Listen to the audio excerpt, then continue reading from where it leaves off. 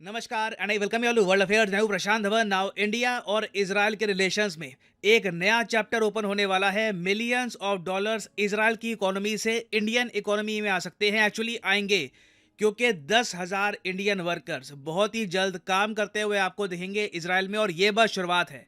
आने वाले समय में मोस्ट प्रॉब्ली ये नंबर 42,000 के आसपास पहुंच जाएगा। और अब यहाँ पे आप कहोगे इससे इंडियन इकोनॉमी को कैसे फायदा होगा, how will we benefit, discuss करेंगे इस वीडियो में। सब कुछ, बहुत कुछ आपको जानने को मिलेगा। मगर आगे बढ़ने से पहले आपसे क्वेश्चन पूछूंगा। क्वेश्चन यहाँ पर यह है कि इजराइल के साउथ में, ये इजराइल है यहाँ पर, इजराइल के साउथ में जो ये वाटर बॉडी है इसका नाम क्या है? ये है यहाँ पे आपकी ऑप्शन, रेड सी, ब्लैक सी, कोरल सी या फिर कारा सी।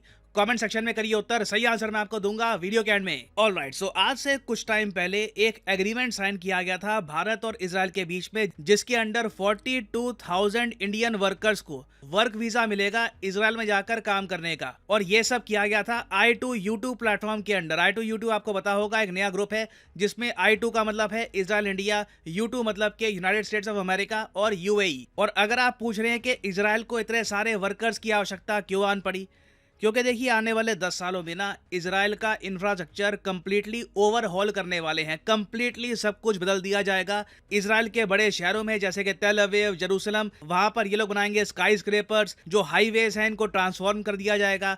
और इस सब में टोटल खर्चा आने वाला है $30 बिलियन का। अब यहाँ पे आप यही पूछ सकते हो, इजराइल एक ऐसा देश जिसकी आबादी रफली 1 करोड़ के आसपास है, 1 करोड़ से भी कम है, ये लोग अपनी मिलिट्री भी मेंटेन करते हैं और साथ ही साथ $30 बिलियन अपने इंफ्रास्ट्रक्चर को अपग्रेड करने में भी लगाएंगे। How do they do this? देखो ये सब यूएसए के पैसे की वजह से हो रहा है। United states of America already आपको पता होगा कि $38 बिलियन का एड पैकेज अप्रूव कर चुका है इजराइल के लिए, जिसके अंडर हर 1-2 साल में ये 2-3 बिलियन डॉलर्स इजराइल को भेजते रहेंगे। उसके अलावा यूएस काफ़ी बार एडिशनल फंडिंग भी करता है इजराइल की। तो टेक्निकली स्पीकिंग जो भी खर्चा इजराइल करेगा अपने इंफ्रास्ट्रक्चर पे, ये यूएसए के डॉलर से फंडेड होगा। नाउ जब आप इतने सारे बिलियन डॉलर्स अपने देश में खर्चने वाले हैं, अपने इंफ्रास्ट्रक्चर को अपग्रेड करने वाले हैं, तो आपको वर्कर्स चाहिए होंगे। और अभी देखो इजराइल के पास वर्कर्स आते हैं और ज़्यादातर वर्कर्स आते हैं फिलिस्तीन से। टोटल 1.5 लाख फिलिस्तीन के वर्कर्स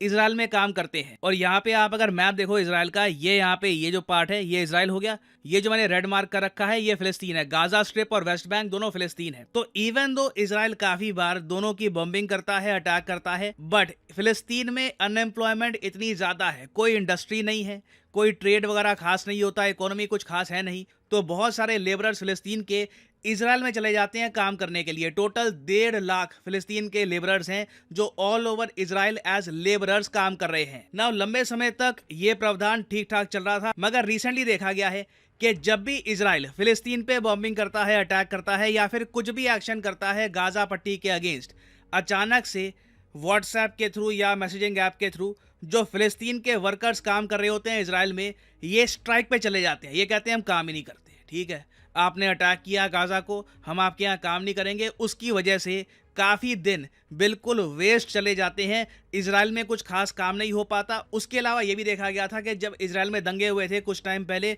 तब उसमें फिलिस्तीन के जो वर्कर्स थे वो भी पार्टिसिपेट कर रहे थे। तो देखिए इजराइल ये बात जानता है कि गाजा वेस्ट बैंक के साथ इनके रिलेशंस अच्छे नहीं हैं। साल 2 साल में 1-2 बार बॉम्बिंग का राउट चली जाता है। और अब देखो क्या है कि सोशल मीडिया की मदद से ना जो वर्कर्स हैं फिलिस्तीन के, ये इजराइल में रहकर संगठित हो गए हैं। इनको पता है कि देखिए कब काम करना है, कब काम नहीं करना।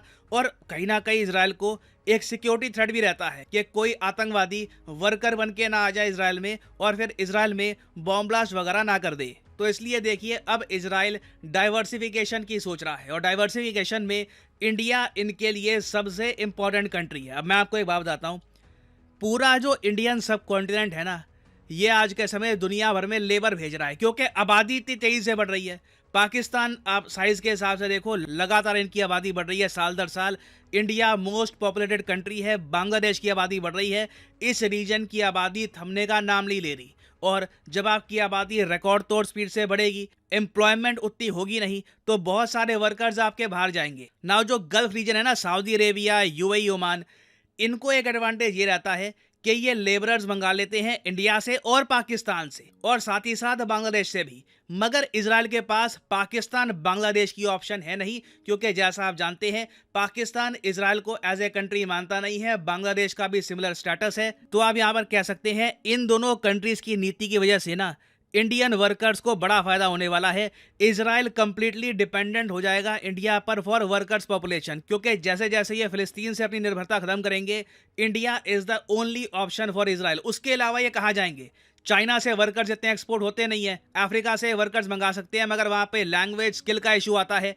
इंडिया एक ऐसा कंट्री है जहां पर सिटीजन्स का प्रॉपर रिकॉर्ड है, उनकी डॉक्यूमेंटेशन प्रॉपरली होती है और इंडिया इजराइल के रिलेशंस भी स्ट्रांग है। तो इंडिया इसलिए एक बेस्ट पार्टनर उभर के आता है इजराइल के लिए। और इंडियन पर्सपेक्टिव से आप देखो तो हमारे लिए भी बहुत अच्छा है कि इजराइल में इंडियन वर्कर जा पाएंगे, क्योंकि अभी के लिए ज्यादातर जो इंडियन वर्कर जाते हैं एज लेबर की बात कर रहा हूँ, सॉफ्टवेयर इंजीनियर जो जाते हैं यूरोप में, यूएस, उनकी बात नहीं कर रहा।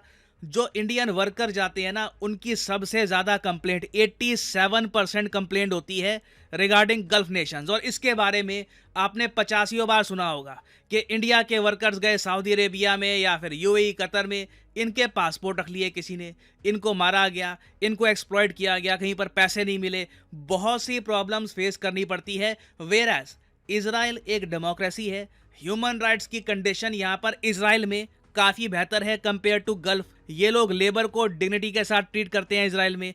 तो इंडियन वर्कर्स के लिए एक बहुत ही अच्छा ऑप्शन है यहाँ पर कि कई लोग जो यहाँ पर नहीं जाना चाहते फॉर वेरियस रीजंस, वो इजराइल में काम करने के लिए जा सकते हैं। और अभी तो मैं आपको ये बता दूं कि इंडिया ने ना अपना लेबर पोटेंशियल प्रॉपरली यूज़ नहीं किया। दुनिया भर में आप देखो एक चीज़ कॉमन मिलेगी, बर्थ रेट डिक्लाइन में है, पॉपुलेशन कंट्री की धीरे धीरे नीचे गिर रही है, तो ऑब्वियसली वर्कर्स की शॉर्टेज होगी। तो इंडिया ना दुनिया को वर्क फोर्स प्रोवाइड करेगा। इजराइल तो देखिए अभी बस एक स्टार्टिंग पॉइंट है।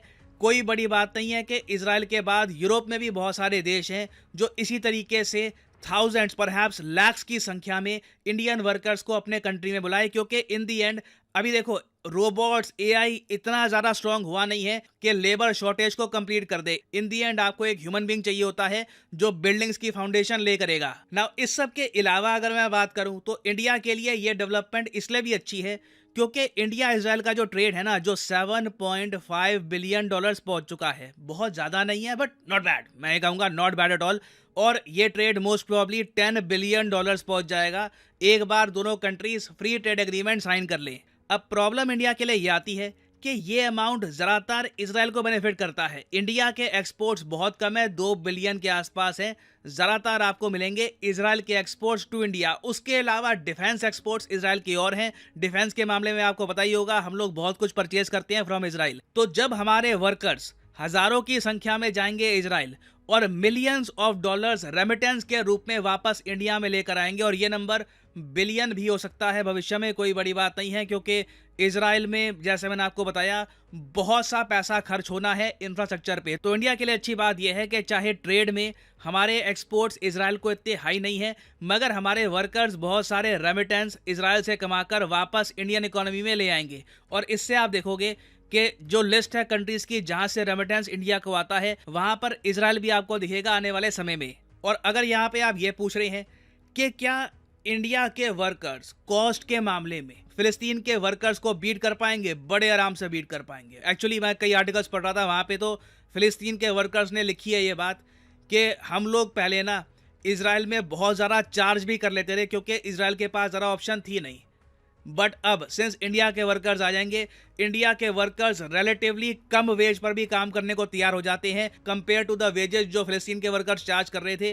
तो ये लोग बिल्कुल आउटडेटेड हो जाएंगे, फिलिस्तीन के वर्कर्स को कोई एम्प्लॉय करना चाहेगा भी नहीं। उसके अलावा इंडियन वर्कर्स रिलेटिवली ज़रा स्किलफुल होंगे, उनको इंग्लिश भी आती है, उनकी कम्युनिकेशन स्किल्स भी बेहतर होती है। तो हर लिहाज से मैं कहूँगा कि ये एक बहुत ही पॉजिटिव डेवलपमेंट है and both Israel and India will benefit from it. Now finally वापस आते हैं क्वेश्चन की तरफ कि इजराइल के साउथ में अगर आप जाओगे तो कौन सी वाटर बॉडी आपको मिलेगी। तो सही उत्तर यहाँ पे है option A, red C is the right answer. यहाँ पे आप देख पाओगे रेड सी आपको मिलेगा इजराइल के साउथ में। और फाइनली यहाँ पर मैं ये भी ऐड कर दूं कि आप किसी भी एग्जाम की तैयारी कर रहे हैं, चाहे एसएससी, यूपीएससी, बैंक, आप परचेज कर सकते हैं अनअकैडमी के क्वालिटी कोर्सेज कमेंट सेक्शन में जाइए, पिन कमेंट में यहाँ पे आपको मिलेंगे link. For example let's say आपको प्रिपेयर करना है यूपीएससी के एग्जाम के लिए, तो यूपीएससी के लिंक पर यहाँ पर करिए क्लिक और यहाँ पे आप परचेज कर पाएंगे अनअकैडमी का यूपीएससी कोर्स। बट जो प्राइसेस यहाँ पर लिखे हैं, don't ever pay these prices. Simply यहाँ पर कोड डालिए PD10 and the prices will start falling and you will be able to save a lot of money. So use the code PD10 and save money. और इसी note के साथ ये है video का अंत। Thank you for listening. May the gods watch over you.